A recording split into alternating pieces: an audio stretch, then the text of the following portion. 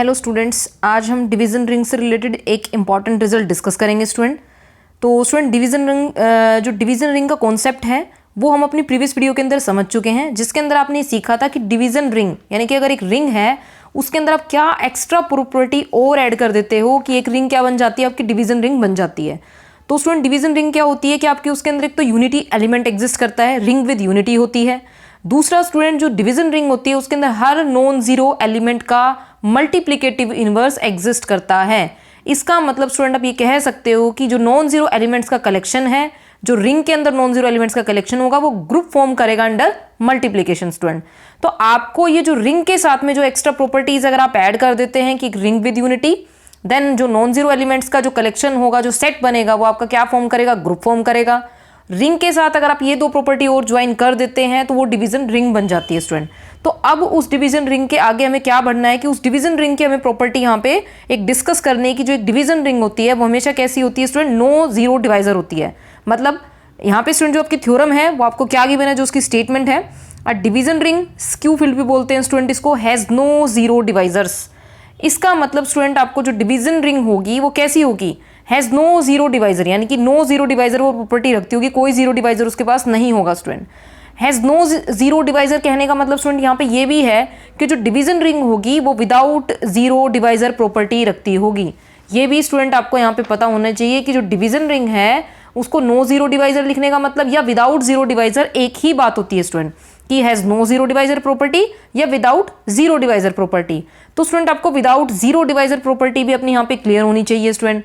तो इसके लिए हम थोड़ा सा रफली डिस्कस कर लेते हैं कि अगर कोई रिंग है, अगर वो विदाउट जीरो डिवाइजर प्रॉपर्टी रखती है, क्योंकि स्टूडेंट मैंने डिवीजन रिंग आपको डिस्कस कर दी है किस तरह की होती है।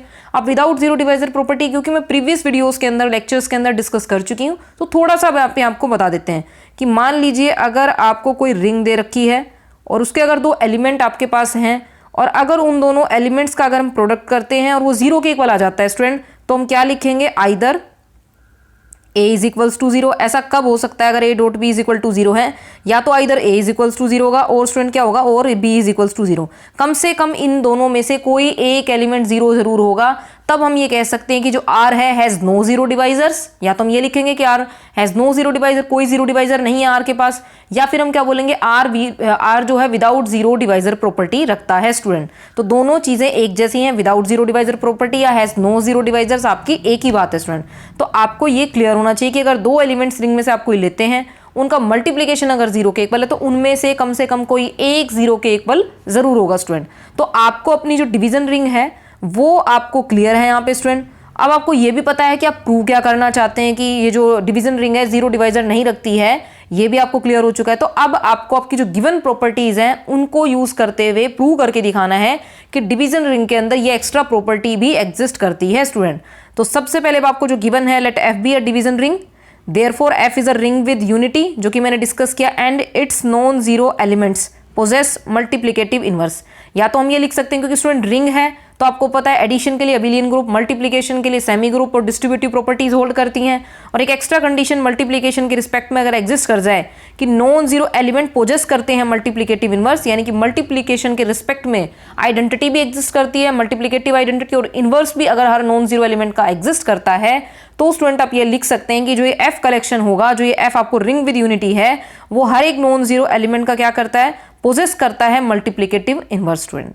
तो क्योंकि रिंग विद यूनिटी है तो यहाँ से मल्टीप्लिकेटिव आइडेंटिटी मिल जाती है। और ग्रुप बनाने के लिए स्टूडेंट, क्योंकि हर एक नॉन जीरो एलिमेंट का जो मल्टीप्लिकेटिव इनवर्स है वो भी एग्जिस्ट करता है ग्रुप एफ के अंदर ही, तो आप कह सकते हैं कि जो एफ कलेक्शन है, जो रिंग विद यूनिटी है, नॉन जीरो एलिमेंट का जो मल्टीप्लिकेटिव इनवर्स पोजेस करता है, तो एफ जो है वो मल्टीप्लिकेशन के रिस्पेक्ट में नॉन जीरो एलिमेंट्स के लिए ग्रुप फॉर्म करेगा स्टूडेंट। ये आपको यहाँ से क्लियर होना चाहिए।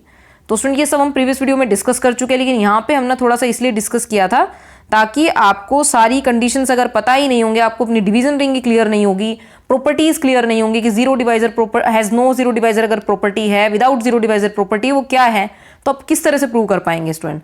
तो सबसे पहले आपने क्या कहा, let A B any two elements of F. आपने दो एलिमेंट्स कोई भी एफ के ले लिए स्टूडेंट। तो अब हमें क्या करना है स्टूडेंट, केस वन हमने यहाँ पे डिस्कस करना है कि अगर आपने दो एलिमेंट्स कोई भी एफ में से ले लिए हैं स्टूडेंट, तो अब आप ये कह सकते हो कि अगर आपके पास एक एलिमेंट एग्जिस्ट करता है, आपके पास कोई भी एक एलिमेंट नॉन जीरो एलिमेंट अगर एग्जिस्ट करता है, A is not equal to zero, तो स्टूडेंट आप क्या लिख सकते हो, देयरफॉर ए इनवर्स एग्जिस्ट्स। क्योंकि कोई भी नॉन जीरो एलिमेंट अगर आप लेके चलते हो, डिवीजन रिंग है, तो उसका मल्टीप्लिकेटिव इनवर्स एग्जिस्ट करेगा। तो आप लिख सकते हो and A inverse belongs to F. Multiplicative inverse आपका सभी नॉन जीरो एलिमेंट्स का एग्जिस्ट करता है स्टूडेंट। तो अब आप यहाँ से क्या बोलेंगे कि ये आपने बोल दिया स्टूडेंट। अब हमने कंसीडर किया, आपने दो एलिमेंट्स लिए थे एफ में से, और स्टूडेंट यहाँ से आप क्या कह सकते हो, कंसीडर आपने करके चलोगे यहाँ से, क्योंकि हमें zero divisor property has no zero divisor property यहाँ पे डिस्कस करनी है कि डिवीजन रिंग जीरो, कोई भी जीरो डिवाइजर वहाँ पे नहीं रखती है, विदाउट जीरो डिवाइजर प्रॉपर्टी रखती है स्टूडेंट। तो कंसीडर करके चले आप कि A B is equals to zero. तो स्टूडेंट अब यहाँ से आप क्या कर सकते हो, क्योंकि आपका ए इनवर्स एग्जिस्ट करता है, तो आपने क्या करा, ए इनवर्स से बोथ साइड्स आपने प्री मल्टीप्लाइंग कर दिया, pre multiplying by A inverse both sides. तो आपने बोथ साइड्स जो है ए इनवर्स से प्री मल्टीप्लाई कर दिया स्टूडेंट। तो यहाँ से कितना आएगा, ए इनवर्स, और यहाँ से हो जाएगा ए रिंग की प्रॉपर्टी आप यूज़ करते हुए चलेंगे, ये आएगा आपका जीरो, क्योंकि आपकी एडिटिव आइडेंटिटी मल्टीप्लाई होगी किससे, आपका ए इनवर्स से, तो आपका आ जाता है यहाँ से जीरो, क्योंकि ये जीरो एलिमेंट है आपका। यहाँ से आएगा ए इनवर्स और ए कंपोज करके वन, और यह one multiply by B is equals to zero student. तो यहाँ से आप क्या कह सकते हैं कि आपको क्या मिला, जो आपका कंडीशन आप लेके चले थे उस हिसाब से B is equals to zero student.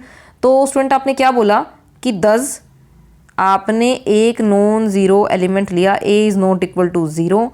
तो यहाँ से क्या आ गया, अब अगर आप ए बी की मल्टीप्लिकेशन जीरो के इक्वल रखते हैं तो then B is equals to zero. तो स्टूडेंट एक केस तो आपका ये हो जाता है। अब हम दूसरा केस लेके चलते हैं, केस टू जो आपका है स्टूडेंट। तो यहाँ से क्या लिख के चलोगे कि व्हेन आपके पास दूसरा एलिमेंट एग्जिस्ट करता है, क्योंकि आपने दो एलिमेंट लिए, तो इस बार आपने क्या करा student, B is not equal to zero लेके चले। तो स्टूडेंट अगर बी नॉन जीरो एलिमेंट है तो आपको पता है बी इनवर्स एग्जिस्ट करेगा, और वो किसको बिलोंग करेगा, एफ को बिलोंग करेगा स्टूडेंट। तो आपने क्या लिखा कि बी इनवर्स एग्जिस्ट, एंड जो बी इनवर्स है वो किसको बिलोंग करता है स्टूडेंट, आपका एफ को बिलोंग करता है। इसके बाद स्टूडेंट आप क्या कर सकते हैं, क्योंकि बी इनवर्स एफ को बिलोंग करता है, फिर से हम कंसीडर करेंगे क्या, ए बी की जो मल्टीप्लिकेशन है वो किसके इक्वल है स्टूडेंट, जीरो के। तो कंसीडर आपने क्या कर लिया यहाँ से, A B is equals to zero student. अब आप क्या करेंगे, पोस्ट मल्टीप्लाई किससे करके दिखाएंगे, बी इनवर्स से, बोथ साइड्स करेंगे आप ऐसा। तो आपने क्या किया, A B multiply by B inverse is equals to zero multiply by B inverse. ये आपने कंपोज कर दिया स्टूडेंट। यहाँ से क्या आएगा, बी और बी इनवर्स आपने कंपोज किया, और ये कितना आया आपका जीरो। ये स्टूडेंट आपका आता है A multiply by one which is equals to zero. तो यहाँ से स्टूडेंट कुल मिला के आपका कितना बचने वाला है, ये हम कर चुके हैं स्टूडेंट। तो आपने यहाँ से क्या दिखाया कि जो ये कंडीशन है कि A multiply by one is equals to zero student, इसके आगे हमें डिस्कस करना है। तो स्टूडेंट यहाँ से हम डिस्कस कर लेते हैं। तो यहाँ से क्या बचेगा, ए मल्टीप्लाई होगा वन से, कितना आएगा, ए इज इक्वल्स टू जीरो। तो स्टूडेंट यहाँ से आपने क्या डिस्कशन करा कि अगर आप लेके चले थे, आप यहाँ से आपने माना क्या था, if B is not equal to zero, एक एलिमेंट नॉन ज़ीरो लिया था, देन आपने मल्टीप्लाई किया था ए बी को और उसको रखा था जीरो के इक्वल। तो इसका मतलब अगर बी जीरो नहीं है तो स्टूडेंट यहाँ से क्या आ जाता है, A is equals to zero. तो इसका मतलब स्टूडेंट आप लिख सकते हो देयरफॉर, आपने क्या बोला, अगर आपने if A B is equals to zero consider किया, अगर एक ये जो कंसिडरेशन आपने करी दो एलिमेंट्स की मल्टीप्लिकेशन की, तो यहाँ से स्टूडेंट आपको क्या मिलता है, या तो आपका क्या आ जाता है, A is equals to zero, या फिर स्टूडेंट आपका क्या आ जाता है, B is equals to zero. एक स्टेटमेंट कम से कम इनमें से आती है। जब आप एक केस लेके चलते हैं, ए को नॉन जीरो लेते हैं तो बी जीरो आ जाता है, जब बी को नॉन जीरो लेते हैं तो ए जीरो आ जाता है। तो कम से कम एक जीरो जरूर आता है स्टूडेंट। हमने दोनों ही केसेस डिसाइड कर दिए हैं। तो स्टूडेंट आपने देखा कि इसका मतलब आप ये कह सकते हो कि ए बी की मल्टीप्लिकेशन क्योंकि जीरो के इक्वल है, तो या तो ए जीरो के इक्वल आता है या बी जीरो के इक्वल आता है। तो यहाँ से स्टूडेंट आप कह सकते हैं कि जो डिवीजन रिंग है हैज़ नो जीरो डिवाइजर्स, कोई जीरो डिवाइजर नहीं रखती, मतलब without zero divisor property student यहाँ पे रखती है। इसको दूसरे तरीके से आप ऐसे भी कह सकते हैं कि hence a division ring has no zero divisors, कोई जीरो डिवाइजर नहीं रखती। और या फिर स्टूडेंट आप क्या कह सकते थे इसको यहाँ पे कि जो डिवीजन रिंग है विदाउट जीरो डिवाइजर प्रॉपर्टी रखती है। दो तरीके हैं बोलने के, या तो आप इस तरीके से बोल they has no zero divisors, या फिर विदाउट जीरो डिवाइजर प्रॉपर्टी रखती है, एक ही बात है स्टूडेंट। तो स्टूडेंट यहाँ पे जो आज की वीडियो थी हमारी, तो उसमें आपने क्या सीखा कि एक जो डिवीजन रिंग अगर आपको गिवन है तो हमेशा कैसी होगी, विदाउट जीरो डिवाइजर प्रॉपर्टी रखेगी। या फिर आप इसको दूसरे तरीके से बोल सकते हैं division ring has no zero divisors, कोई जीरो डिवाइजर नहीं रखती है। तो स्टूडेंट आपने देखा कि डिवीजन रिंग की प्रॉपर्टी अगर आप यूज़ करते हुए चलते हैं तो आप ये स्टेटमेंट प्रूव कर पाते हैं कि जो डिवीजन रिंग है वो विदाउट जीरो डिवाइजर प्रॉपर्टी रखती है, मतलब कि कोई जीरो डिवाइजर नहीं रखती है स्टूडेंट। तो स्टूडेंट वैसे तो मैंने वीडियो को काफ़ी क्लियर करते हुए समझाया है, क्योंकि मैंने प्रीवियस लेक्चर्स में भी आपकी जो डिवीजन रिंग है या रिंग विद यूनिटी है या फिर विदाउट जीरो डिवाइजर प्रॉपर्टी, ये सब मैं डिस्कस कर चुकी हूँ। तो आप वहाँ पे ये सारी चीज़ें देख सकते हैं और अच्छे से आपको क्लियर हो जाएगा। लेकिन फिर भी मैंने काफ़ी जगह जहाँ ज़रूरत पड़ी अच्छे से ही क्लियर करके आपको समझाया सारे डेफिनेशंस। और स्टूडेंट फिर भी अगर आपको कोई डाउट रहता है तो आप कमेंट सेक्शन में पूछ सकते हैं। आने वाली वीडियोज़ में भी मैं इसी तरह से इंपॉर्टेंट टॉपिक्स डिस्कस करूँगी। थैंक्स।